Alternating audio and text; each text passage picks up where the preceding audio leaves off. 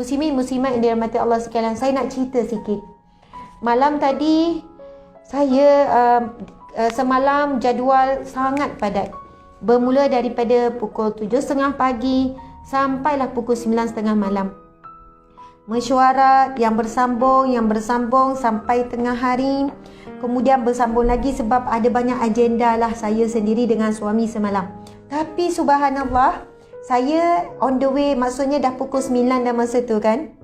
Nak balik dah, nak pergi dekat kereta. Bila nampak dah kereta, terlintas nak singgah kejap galeri. Sebab parking tu kan depan sikit daripada pintu galeri kedai kami, galeri di Senawang. Saya pun rasa macam nak masuklah sekejap. Alasannya apa? Alasannya nak tengok sebab galeri tu adalah kita buat innovation sikit bagi cantik. Cat je, ada cat sikit. Saya kata saya nak pergi masuk, nak tengok cat kat dalam tu. Bila saya masuk, kita pun adalah jumpa staff sekejap sekian-sekian. Lepas tu keluar balik, saya nampak ada seorang wanita yang sedang membayar buku. Dekat nak tutup kedai dah, dia datang, dia beli 2 buah buku. Masya Allah. Lepas tu dia pun kali pertama jumpa kan. Ustazah, Masya Allah, nak tanda tangan Ustazah. Saya kata boleh. Lepas tu saya jemput dia duduk. Saya sendiri sebenarnya dah lama tak singgah galeri betul-betul sebab masa suntuk. Saya duduk, lepas tu saya tanya, okey, ini buku untuk siapa? Ini buku untuk saya. Saya pun tuliskanlah nama dia kan, sign autograf, buat sedikit pesanan. Lepas tu, subhanallah muslimin muslimat sekalian, saya tanya, buku yang kedua ni untuk siapa? Dia pun kata, sekejap ya Ustazah, saya nak telefon sekejap. Dia pun telefonlah seorang hamba Allah. Dia tanya, isteri kamu nama siapa? Isteri kamu nama siapa? Nanti bagi tahu, tulis. Dan apa kata-kata yang kamu nak tulis. Lepas tu saya kata, buku ni untuk siapa yang kedua? Ini adalah daripada kawan saya sama kerja. Dia kata, dia kerja di satu syarikat. Ini rakan sekerja dia, tetapi lelaki, dia nak bagi hadiah kepada isterinya. Lepas tu bila saya tengok kata-kata suaminya, sangat menusuk hati. Buat isteriku, terima kasih kerana menjadi isteri dan ibu yang terbaik buat anak-anakku. Didoakan semoga dirimu sembuh, kuat. Macam itulah kata-kata. Saya kata, bagusnya suami dia kan tulis panjang untuk isteri. Kemudian sahabat ni bercerita. Dia kata, Ustazah, memang sabar sangat suami ni Ustazah. Sebab isterinya diuji oleh Allah sekian lama. Sakit kulit yang sangat kritikal, yang menyebabkan si isteri tidak mampu nak buat kerja rumah, nak menguruskan anak-anak. Dan isteri dia sekarang ambil leave. Isteri dia sebenarnya kerja kerjaan, tapi ambil leave dah lama. Mungkin gambaran tu macam bertahun ke, wallahualam. Lepas tu saya kata, ya Allah. Lepas tu isterinya pergi berubat tak? Pergi Ustazah. Dah pergi mana-mana pakar, sakit kulit, hospital, klinik, macam-macam dah Ustazah. Pergi tak buat rawatan syifa? Pergi juga Ustazah. Subhanallah, suami ni Ustazah, yang saya tengok kawan saya ni, yang rakan sekerja ni, dia sentiasa berusaha untuk menggembirakan hati isterinya. Selalu berusaha, dia buat macam-macam. Dan dia pesan pada saya, dia nak hadiahkan buku Ustazah ini untuk menggembirakan hati isterinya yang sentiasa rasa rendah diri, rasa bukan isteri yang sempurna, bukan ibu yang baik untuk anak-anak. Dan takdir Allah tuan-puan, tiba-tiba suami tu telefon. Lepas tu kawan ni angkat. Saya tengah bercakap ni, takdir Allah, suami telefon. Suami tu tanya, betul ke Ustazah Asma ada kat situ? Betul ke Ustazah Asma ada? Saya pun jawablah, ya saya rezeki dapat jumpa ni. Padahal puan yang datang tu dah berapa kali dia datang galeri tak dapat jumpa saya. Rezeki Allah. Allah aturkan perjalanan semalam tu supaya saya dapat jumpa hamba Allah ni dan saya belajar sesuatu. Kemudian saya terus cakap, Encik buat video call, saya nak bercakap dengan isteri Encik. Lepas tu bunyi suara isteri dia, malu macam tu lah. Saya kata tak apa, saya nak video call. Lepas tu kawan duduk sebelah ni terus buat video call. Dan saya dapatlah bercakap dengan isteri tersebut. Dan saya tengok keadaan rumahnya adalah rumah yang sangat biasa. Rumah yang bukan mewah ke apa, rumah yang sangat biasa. Saya boleh faham daripada nampak keadaan rumah tu, mungkin kerana mereka dah berhabis ribu-ribu banyak mana untuk ubat isteri ni. Dan saya boleh lihat pada wajah wanita itu, muka dia bengkak, merah. Nampak macam ada kudis-kudis, muka bengkak, tangan bengkak.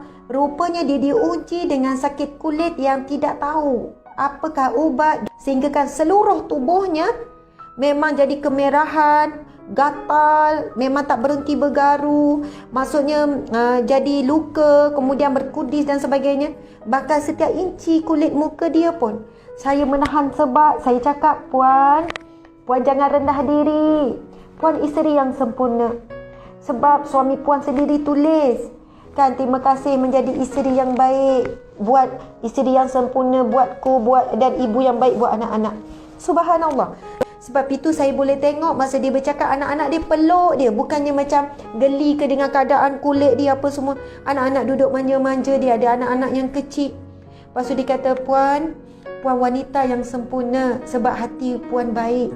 Hati Puan baik, Puan redha dengan ujian Allah, Puan tempuh perjalanan. Dia kata, Ustazah, saya nak jumpa Ustazah sebab rumah tak jauh, tapi saya malu Ustazah nak keluar daripada rumah, malu nak jumpa Ustazah dengan keadaan kulit dia yang sangat teruk begitu. Subhanallah, Allahu Akbar.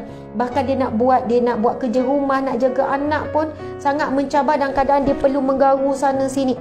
Dan saya terus kata, malam Jumaat yang mulia ini saya mendoakan semoga Puan jumpa penawar, semoga Puan jumpa orang-orang yang boleh bantu, akhirnya Puan sembuh kembali seperti sedia kala. Masya Allah. Saya sebut pada Puan ni, Puan saya tahu Puan dah berusaha, suami Puan pun dah berusaha, dah pergi berobat sana sini, dah habis ribu-ribu banyak, dan Allah belum izinkan kerana Allah nak uji tahap kesabaran Puan sampai peringkat maksimum, sampai peringkat paling tinggi.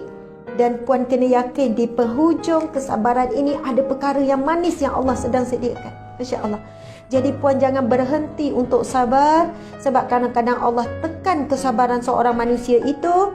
Allah tahu kadar kemampuan, Allah tekan sehingga tahap kesabaran itu sampai peringkat maksimum. Subhanallah. Ada orang Allah uji, dia sakit berubat, tetap sakit, tetap bertambah, sebab Allah nak berikan pahala sabar sampai peringkat yang tertinggi. Sehingga Allah menyebut di dalam Al-Quran, Bismillahirrahmanirrahim, Salamun alaikum bima sabartum. Salam sejahtera ke atas kamu disebabkan sabar kamu di dunia dahulu. Allahu Akbar. Kemudian Puan ni macam menangis. Dia kata, Ustazah, saya syukur Ustazah, Allah beri saya suami yang sangat baik, suami yang boleh terima saya, suami yang jaga saya. Allah berikan saya anak-anak yang baik. Anak-anak dia kecil-kecil, saya rasa dia lebih muda daripada saya. Anak-anak saya baik, boleh terima ibu dia macam ni. Ustazah, doakanlah saya tetap sabar. Allahu Akbar. Masya Allah. Allahu Akbar. Firman Allah Subhanahu wa ta'ala di dalam surah Ar-Ra'd ayat 22. Surah Ar-Ra'd ayat 22 dan ayat 23 ini adalah berkaitan dengan ciri-ciri orang yang akan masuk syurga sekeluarga. Dan orang-orang yang sabar kerana mengharapkan redha Allah, mengharapkan redha Allah semata-mata, dan mendirikan sembahyang serta mendermakan apa yang kami kurniakan kepada mereka secara sembunyi ataupun terangan, dan mereka menolak kejahatan dengan kebaikan. Allah sebut mereka semuanya itu akan disediakan baginya balasan yang sebaik-baiknya pada hari kiamat kelak, iaitu syurga yang kekal, yang mereka akan memasukinya bersama dengan orang-orang yang mengerjakan amal soleh daripada ibu bapa mereka, daripada isteri, daripada pasangan mereka, dan bersama dengan anak-anak mereka. Malaikat pula akan masuk kepada mereka daripada tiap-tiap pintu, dan malaikat akan mengucapkan, Salamun alaikum bima sabartum fa ni'ma uqbaddar. Sadaqallahul azim. Yang bermaksud, malaikat bila orang-orang sabar ni yang masuk syurga sekeluarga ni, masuk ke dalam syurga ni, lalu malaikat akan berdiri di pada setiap penjuru pintu, lalu malaikat akan mengucapkan, Salamun alaikum bima sabartum, salam sejahtera ke atas kamu disebabkan sabar kamu di dunia dahulu, fa ni'ma uqbaddar, dan itulah tempat sebaik-baik balasan. Subhanallah. Allahu Akbar.